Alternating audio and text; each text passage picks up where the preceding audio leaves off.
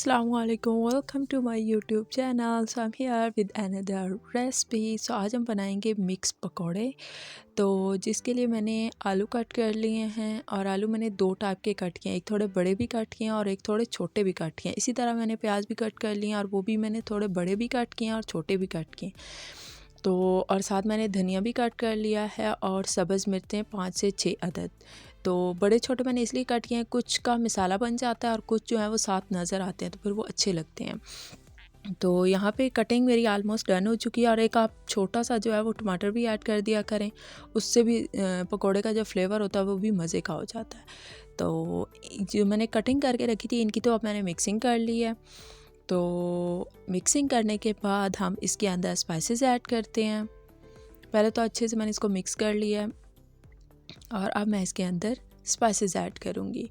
तो मैंने तकरीबन, मेरे पास बड़ी चम्मच थी तो वो वाले 3 बड़े चम्मच मैंने इसके अंदर जो है वो बेसन के ऐड किए हैं सबसे पहले।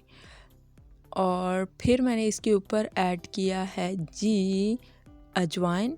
आप लाजमी जो है वो तकरीबन 2 चुटकी अजवाइन ऐड किया करें, उससे अच्छा होता है कि आप जितने भी पकोड़े खा लें कोई नुकसान नहीं होता, जितने भी नहीं, बहुत ज़्यादा भी नहीं बल्कि नॉर्मल, और साथ ही जो है वो पेट में दर्द भी नहीं होता। इसके बाद मैंने इसके अंदर खुश्क धनिया पाउडर ऐड किया है 1 टेबल स्पून, 1 चम्मच, और तकरीबन मैंने 1.5 यानी 1.5 टेबल स्पून मैंने इसमें नमक ऐड किया। 1.5 टेबल स्पून मैंने इसके अंदर जो है वो लाल मिर्च पाउडर ऐड किया है और साथ ही मैंने इसके अंदर कुटा हुआ ज़ीरा ऐड किया है 1 टेबल स्पून।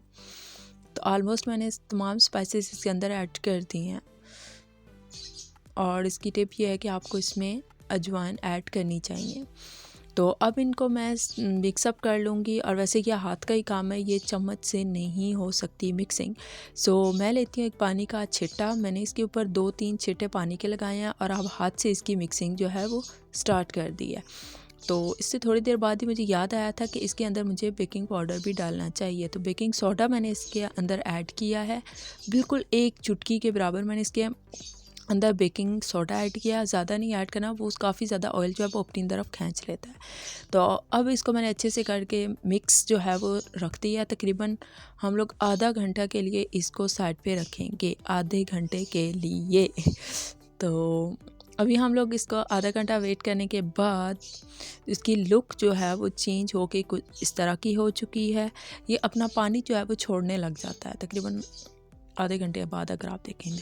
फ़िलहाल आ गया है जी मेरे पास, ये कुकिंग ऑयल नहीं है, ये सरसों का तेल है और जिसको हमने मीठा किया, मेरी मम्मा ने मीठा किया था, उसकी तो मुझे नहीं पता कैसे मीठा करना था, बट ये मीठा हो चुका है। अब हम इसके अंदर फ्राई करेंगे अपने पकोड़े। कहते हैं ये सेहत के लिए अच्छा होता है, तो इसलिए हम लोगों ने इस बार सरसों का तेल जो है वो मंगवाया हुआ है फ्राई करने के लिए। हम लोग एक बड़ा चम्मच लेंगे और उसकी मदद से पकोड़े बना बना के अपने गरम ऑयल के अंदर डालते जाएंगे। तो यहाँ पे तकरीबन एक बारी के पकोड़े मेरे डल गए हैं। पहले मैं इनको अच्छे से एक साइड से जो है वो फ्राई होने दूँगी, फिर मैं इसका नेक्स्ट साइड जो है वो पलटूँगी, यानी दोबारा इनको जो मैं पलटूँगी। तो मैंने यहाँ पे देख लिया, आप देख सकते हैं मेरे पकोड़े जो हैं वो एक तरफ से पक चुके हैं। अब फिर इसका मैंने दूसरी साइड जो है वो कर दी है और इसका फ्लेवर थोड़ा सा चेंज होता है बाकी ऑयल से, लेकिन मज़े का था, टेस्टी थे। तो एक बारी के मेरे पकौड़े निकल के आ चुके हैं। ये काफ़ी ज़्यादा क्रिस्पी थे और काफ़ी ज़्यादा यमी थे आफ्टर अफ्तार जब हमने खाए थे। तो नेक्स्ट बारी के पकौड़े मैंने ऐड कर दिए हैं सेम प्रोसीजर के साथ। मैं थोड़ा बड़ा ही पकौड़ा लेती हूँ ताकि पकौड़ा नज़र आए, पकौड़ी ना नज़र आए, तो इसलिए मेरा पकौड़ा थोड़ा बड़ा होता है। And here is the final look, it's so yummy, so tasty, so crispy, just looking like a wow. Must try कीजिएगा, मिक्स पकौड़े बहुत ज़बरदस्त होती हैं। थैंक्स फॉर वॉचिंग, अल्लाह हाफिज़।